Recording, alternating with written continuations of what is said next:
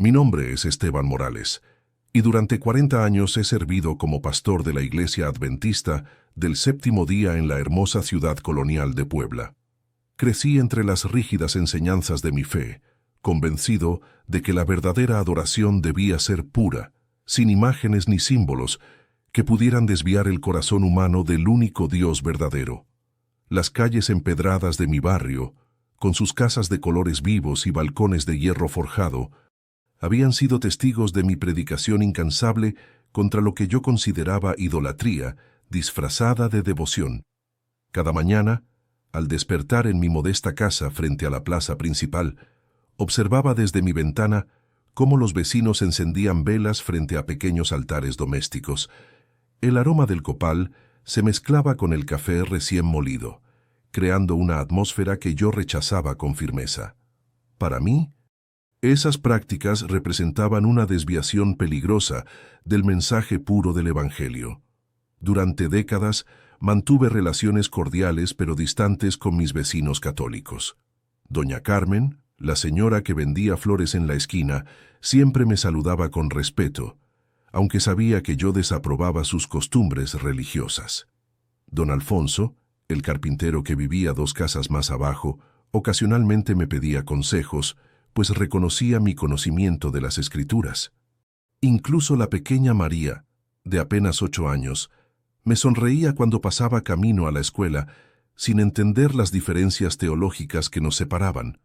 Yo me enorgullecía de ser un hombre de convicciones inquebrantables. En mis sermones dominicales, con la Biblia firmemente agarrada entre mis manos, predicaba sobre la necesidad de mantener la fe libre de contaminaciones paganas. Mi congregación, aunque pequeña, me respetaba por mi firmeza doctrinal y mi vida ejemplar. Nunca bebía alcohol, nunca pronunciaba palabras vanas, y dedicaba mis días al estudio profundo de las Escrituras sagradas.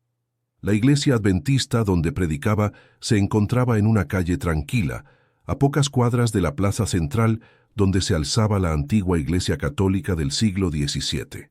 Desde las ventanas de mi templo podía observar las actividades religiosas de mis vecinos católicos, las procesiones, las novenas, las fiestas patronales.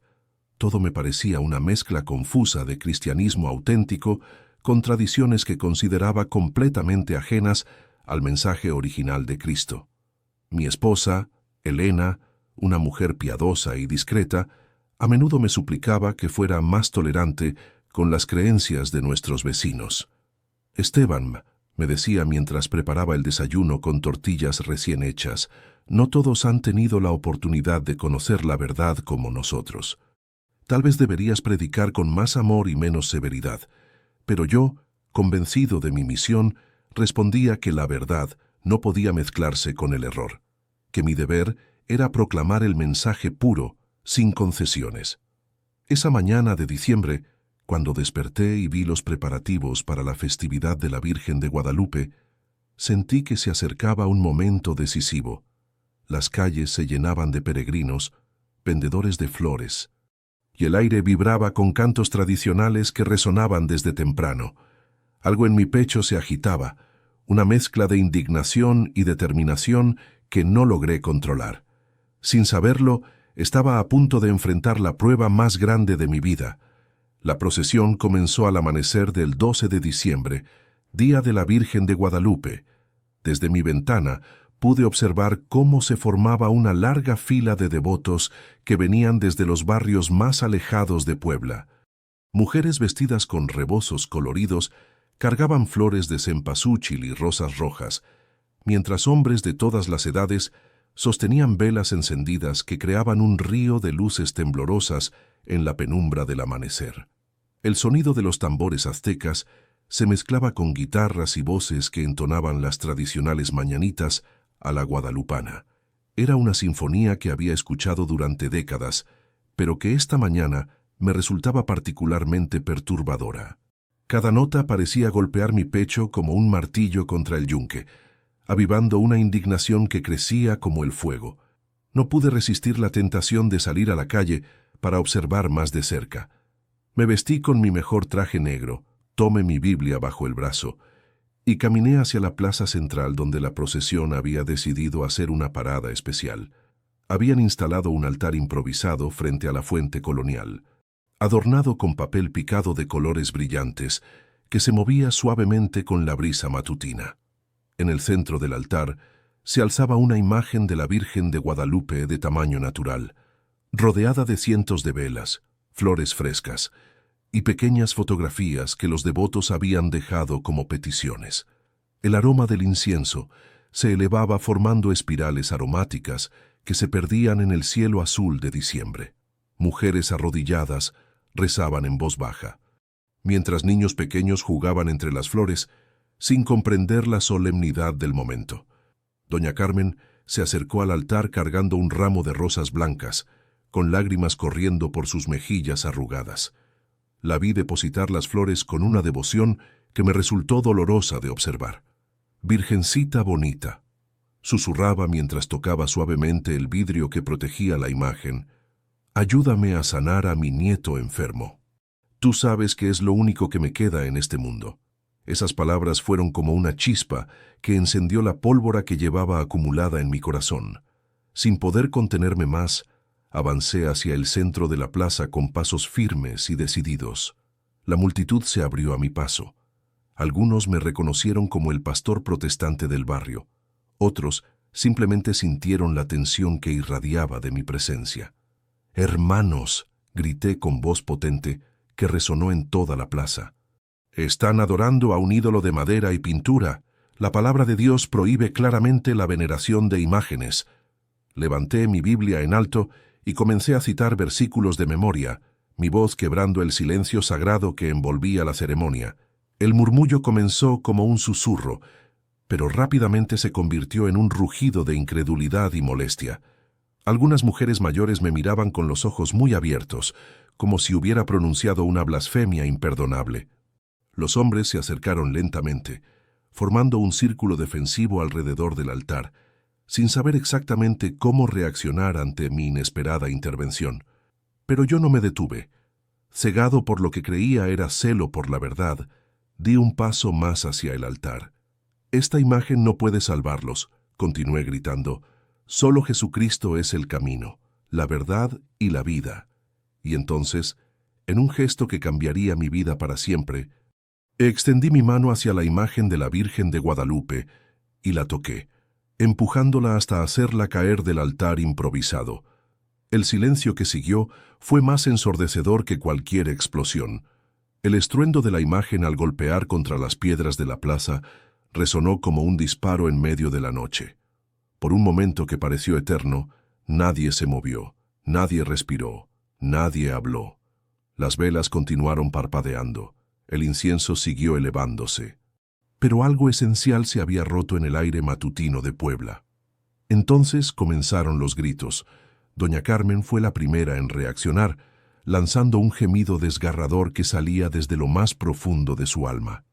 «¿Qué has hecho, desgraciado?», exclamó mientras se arrojaba sobre los fragmentos de la imagen, tratando de reunir los pedazos de vidrio y yeso que se habían esparcido por el suelo. Las mujeres que momentos antes rezaban en silencio ahora lloraban abiertamente, algunas de rabia, otras de tristeza profunda. Los hombres se acercaron hacia mí con puños cerrados, pero algo en sus ojos me hizo entender que su enojo era más profundo que la simple ira. Era dolor, era incredulidad, era la sensación de haber sido traicionados por alguien a quien habían respetado durante años. «Pastor Esteban», gritó don Alfonso, el carpintero que siempre me había tratado con cortesía. «¿Cómo pudo hacer algo así?» Esa imagen representa la esperanza de todos nosotros.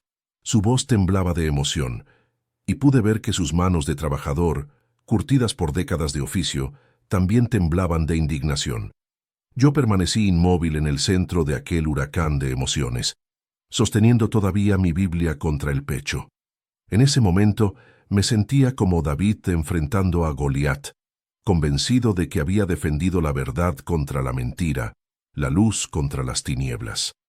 Una extraña sensación de triunfo llenaba mi corazón, como si hubiera cumplido una misión sagrada. «Hermanos», intenté hablar por encima del tumulto, Solo trato de librarlos de la idolatría.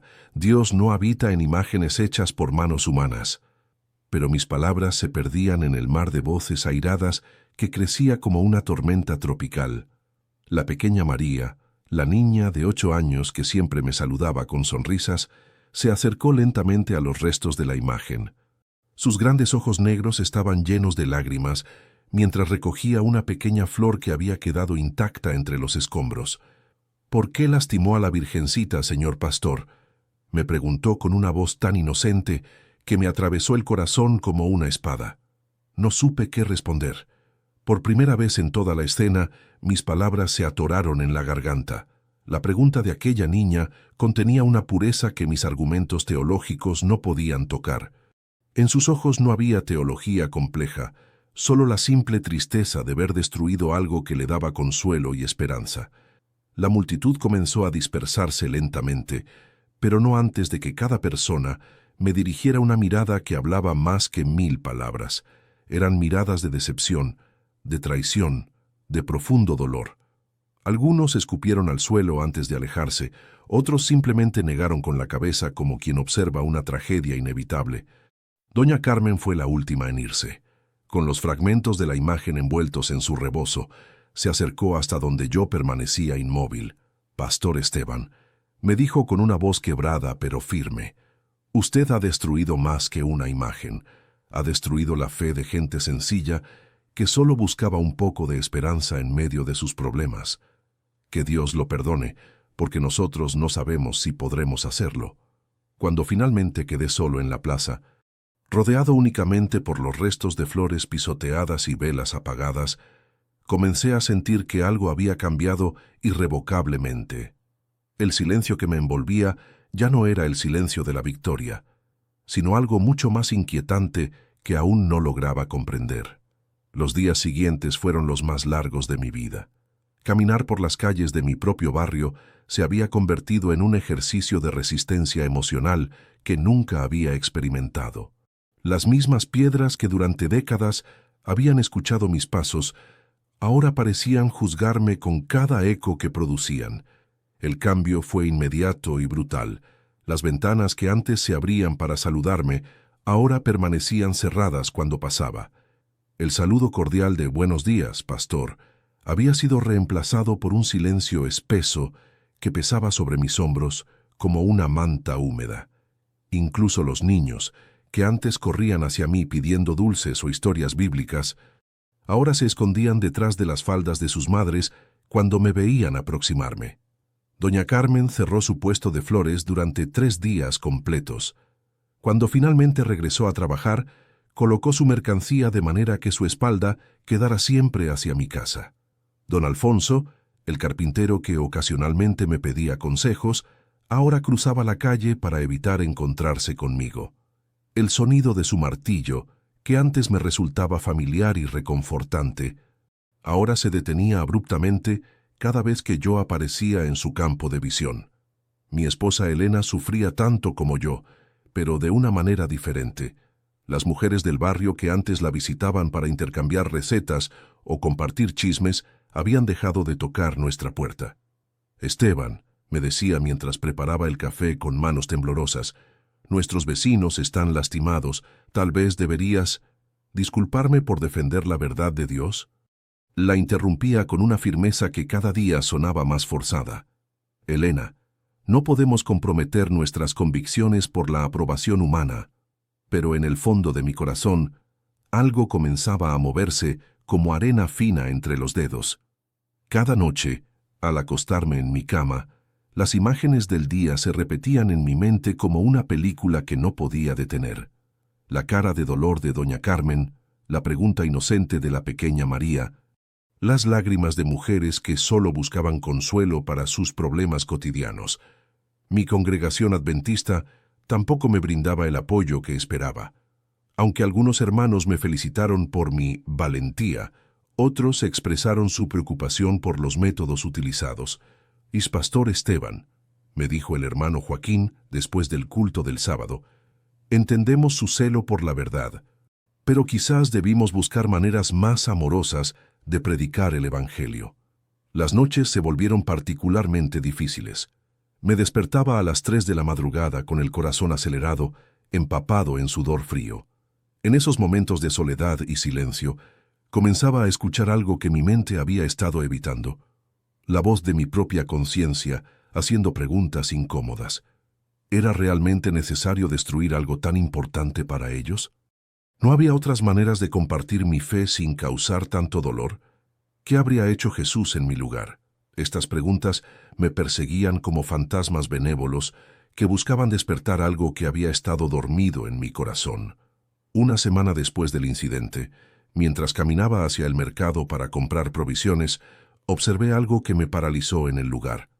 En el sitio exacto donde había estado el altar improvisado, alguien había colocado una pequeña cruz de madera rústica rodeada de flores frescas. No era una imagen, no era un ídolo, solo una simple cruz que se alzaba como un puente silencioso entre mi mundo y el de ellos. Esa noche no pude dormir en absoluto. El peso del aislamiento comenzó a transformar algo fundamental en mi percepción. Una mañana, mientras bebía mi café solitario frente a la ventana, observé a la pequeña María jugando en la plaza con otros niños del barrio. Su risa cristalina se elevaba hasta mi ventana como una melodía que me recordaba épocas más simples, cuando mi presencia en el barrio era motivo de respeto y no de rechazo. Sin embargo, algo extraordinario comenzó a suceder en medio de mi desierto social. Pequeños gestos aparecían como flores que brotan entre las grietas del pavimento, casi imperceptibles, pero llenos de significado.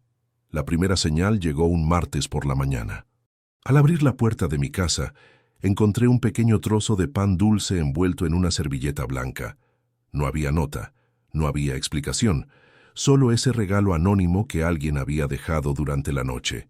El pan tenía el sabor característico de la panadería de Doña Rosa, una señora mayor que vivía 3 cuadras más allá y que nunca había hablado conmigo directamente. 2 días después, mientras regresaba de mis caminatas vespertinas de oración, encontré que alguien había regado las plantas de mi jardín frontal.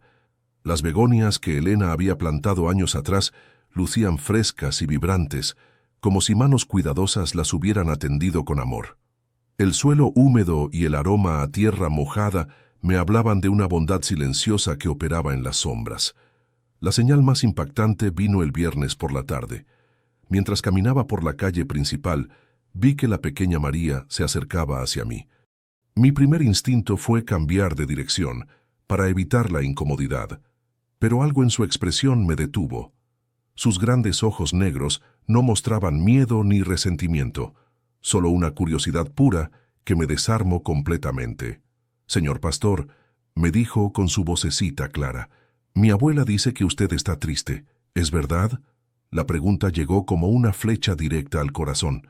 Aquella niña había logrado ver lo que yo mismo había estado negando, mi profunda tristeza. «¿Por qué lo preguntas, pequeña?», logré responder después de un momento que se sintió eterno.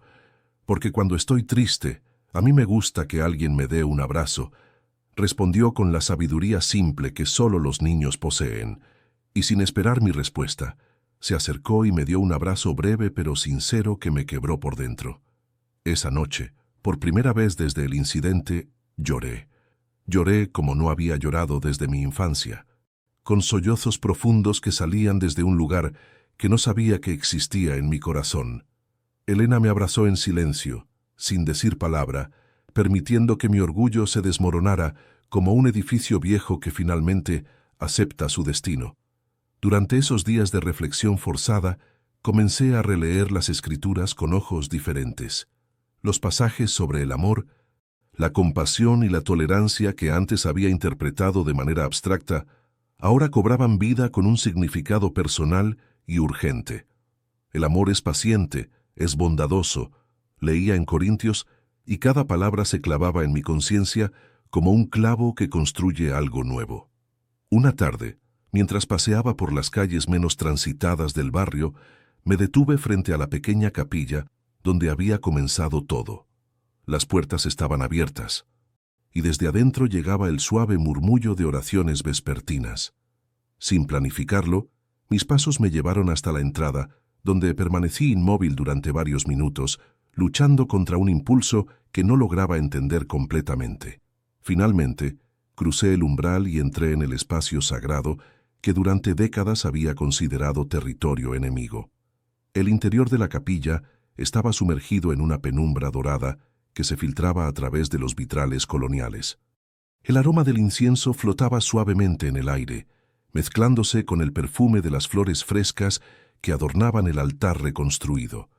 En el lugar donde había estado la imagen destruida, ahora se alzaba una nueva imagen de la Virgen de Guadalupe, más pequeña pero igualmente hermosa, rodeada de velas que parpadeaban como estrellas terrestres.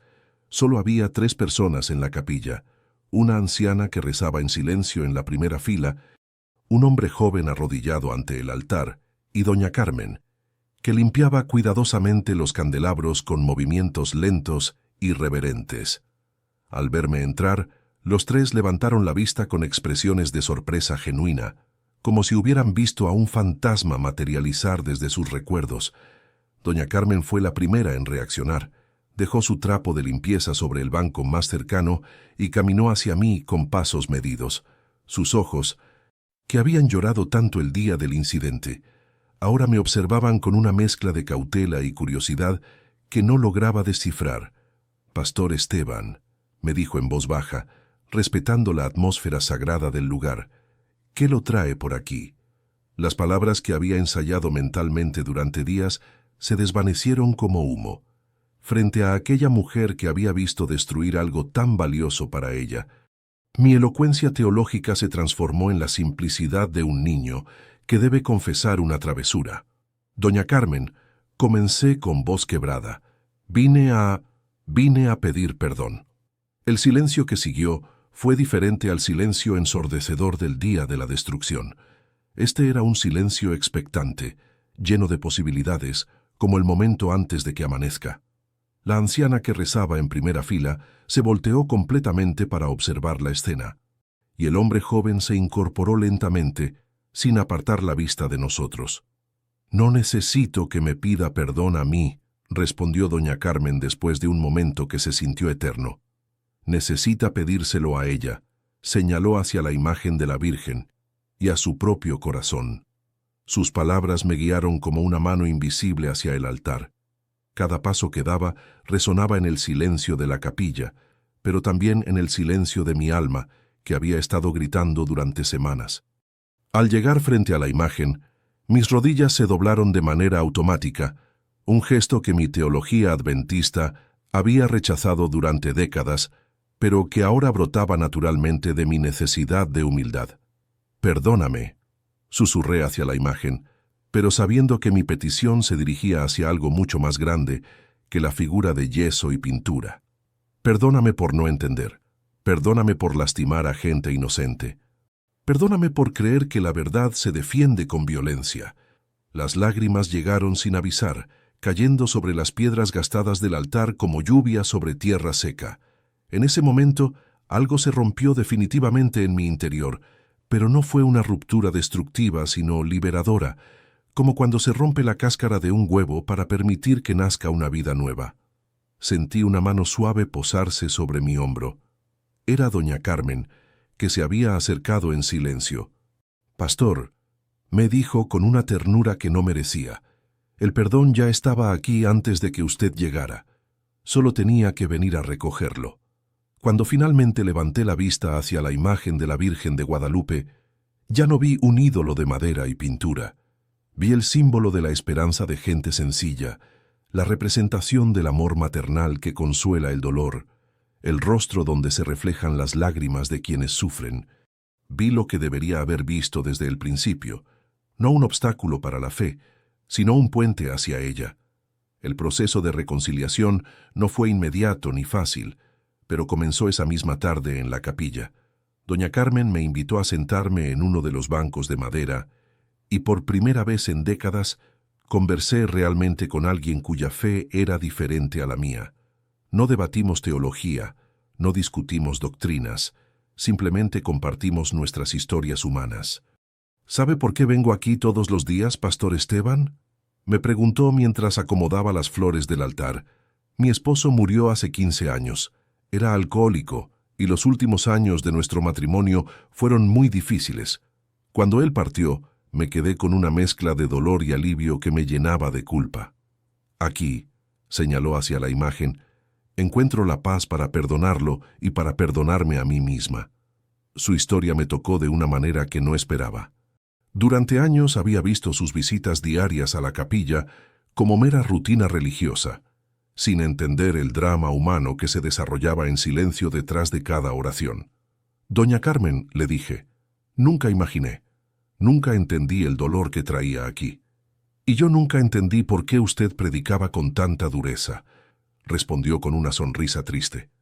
Pero ahora veo que también usted carga con su propio dolor. Todos buscamos a Dios de maneras diferentes, pastor. Quizás esa sea la belleza del asunto. Esa conversación se convirtió en la primera de muchas. Durante las siguientes semanas, comencé a visitar la capilla regularmente, no para predicar ni para convertir, sino simplemente para estar presente con mis vecinos en sus momentos de búsqueda espiritual.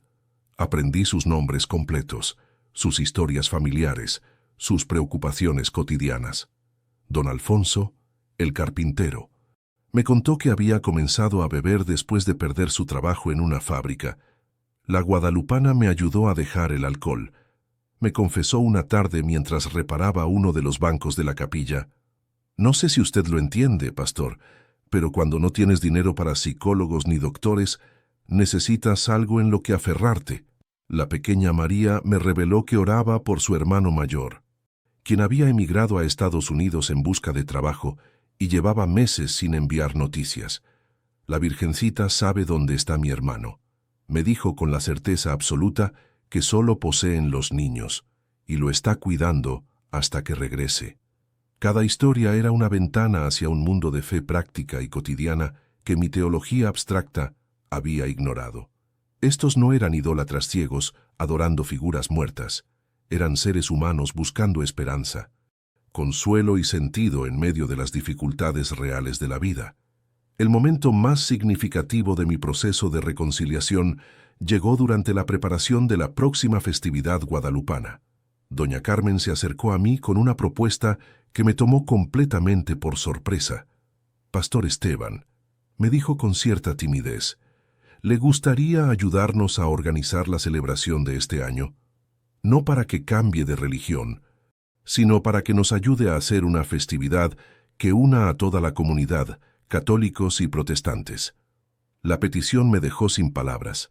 Después de todo el daño que había causado, después de haber destruido algo tan sagrado para ellos, me estaban invitando a participar en su celebración más importante. Era un gesto de perdón tan generoso que me resultó casi imposible de aceptar. ¿Está segura, doña Carmen, después de todo lo que pasó? Precisamente por todo lo que pasó. Respondió con una sabiduría que me humilló completamente. El perdón no significa olvidar, pastor. Significa construir algo nuevo sobre las ruinas de lo que se rompió. Esa noche, Elena y yo hablamos hasta el amanecer sobre la propuesta. Por primera vez en nuestro matrimonio, discutimos abiertamente las diferencias entre la tolerancia y la complicidad, entre el respeto y la traición a nuestras convicciones. Al final, llegamos a una conclusión que habría sido impensable meses atrás. Podíamos mantener nuestra fe adventista mientras honrábamos sinceramente la fe de nuestros vecinos. La celebración de la Virgen de Guadalupe de ese año fue diferente a todas las anteriores en la historia de nuestro barrio. Por primera vez, católicos y protestantes trabajamos juntos en la organización, creando una festividad que honraba tanto la tradición guadalupana como los valores cristianos que compartíamos más allá de nuestras diferencias denominacionales. Mi contribución fue organizar un coro interreligioso que cantaría himnos tradicionales conocidos por ambas comunidades. Elena, con su hermosa voz, se unió al grupo junto con hermanos de mi congregación adventista y vecinos católicos. Los ensayos se convirtieron en momentos de fraternidad genuina, donde las barreras teológicas se disolvían en la armonía musical. Don Alfonso construyó un nuevo altar portátil, más amplio que el anterior, decorado con símbolos que representaban la unidad cristiana. La pequeña María sugirió que incluyéramos flores de todos los jardines del barrio, para que la Virgencita vea que todos la queremos, aunque de maneras diferentes. El día de la celebración, me encontré parado en el mismo lugar donde había destruido la imagen meses atrás, pero esta vez mi presencia era motivo de unión y no de división. Llevaba mi mejor traje negro, mi Biblia bajo el brazo como siempre, pero mi corazón latía con un ritmo completamente diferente. Cuando llegó el momento de la procesión, algo extraordinario sucedió. Doña Carmen se acercó hacia mí con la nueva imagen de la Virgen de Guadalupe en sus brazos. «Pastor Esteban», me dijo frente a toda la comunidad reunida, ¿le gustaría ayudarme a colocar la imagen en el altar? El silencio que se hizo fue similar al del día de la destrucción, pero cargado de una expectativa completamente diferente. Toda la comunidad observaba mientras yo, un pastor adventista que había rechazado las imágenes durante toda su vida, extendía mis manos para recibir aquella figura que representaba tanto dolor y tanta sanación en mi historia personal. Mientras caminaba hacia el altar con la imagen en mis brazos, sentí que no estaba traicionando mi fe, sino profundizándola. No estaba adorando un ídolo, sino honrando la fe sincera de mis vecinos. No estaba comprometiendo la verdad, sino aprendiendo que la verdad tiene muchas facetas y que el amor es la más brillante de todas. Al colocar la imagen en su lugar de honor, me volteé hacia la comunidad que había lastimado y que ahora me recibía con brazos abiertos. «Hermanos», dije con voz clara pero humilde, «he aprendido que la fe no se defiende destruyendo sino construyendo, que la verdad no se proclama dividiendo sino uniendo, y que el amor de Dios es lo suficientemente grande para abrazar todas nuestras diferencias». Las lágrimas que corrían por mi rostro se mezclaban con las lágrimas de gozo de quienes me escuchaban. Doña Carmen me abrazó frente a todos. Don Alfonso me estrechó la mano con firmeza. Y la pequeña María me regaló una flor que había cortado especialmente para mí. Durante la misa que siguió, permanecí respetuosamente de pie junto a mis vecinos católicos, sin participar en los ritos que mi fe no me permitía, pero acompañando con mi presencia su búsqueda sincera de lo sagrado. Al final de la ceremonia, el padre José, párroco de la iglesia, me invitó a ofrecer una oración por la unidad de la comunidad. Padre Celestial, oré frente a católicos y protestantes unidos, gracias por enseñarnos que tu amor es más grande que nuestras diferencias. Ayúdanos a construir puentes donde antes había muros, a sembrar respeto donde antes había división, y a ser instrumentos de tu paz en un mundo que necesita esperanza. Cuando terminé la oración, el amén que resonó en la plaza no provenía solo de mi congregación adventista, sino de toda la comunidad reunida. En ese momento entendí que había encontrado algo más valioso que tener razón. Había encontrado la oportunidad de amar. Esa noche, mientras regresaba a casa con Elena tomada de mi brazo, pasamos frente a la capilla donde todo había comenzado. Una pequeña vela continuaba encendida frente a la imagen de la Virgen de Guadalupe, como un faro silencioso en la oscuridad. Esta vez no sentí la necesidad de apagarla ni de cuestionarla. Simplemente la observé como lo que era, la luz de la esperanza humana brillando en la noche, recordándome que la fe verdadera no divide, sino que une, no destruye, sino que construye, no juzga, sino que ama. Al llegar a mi casa, me detuve una vez más frente a mi ventana para observar la plaza donde mi vida había cambiado para siempre. En el silencio de la noche poblana, di gracias por haber aprendido que la humildad es el primer paso hacia la sabiduría y que el perdón es el último paso hacia la libertad. Queridos hermanos, esperamos que la historia del pastor Esteban Morales haya tocado profundamente sus corazones. Su transformación nos enseña que el verdadero cristianismo no se trata de tener razón, sino de amar correctamente. Si esta historia los ha inspirado tanto como a nosotros, no olviden suscribirse a nuestro canal, dejar su me gusta y compartir en los comentarios qué momento de la historia más los conmovió. Cada día traemos relatos que exploran las profundidades del corazón humano y la gracia transformadora del amor divino. Los esperamos en los comentarios para continuar esta conversación sobre fe, perdón y reconciliación.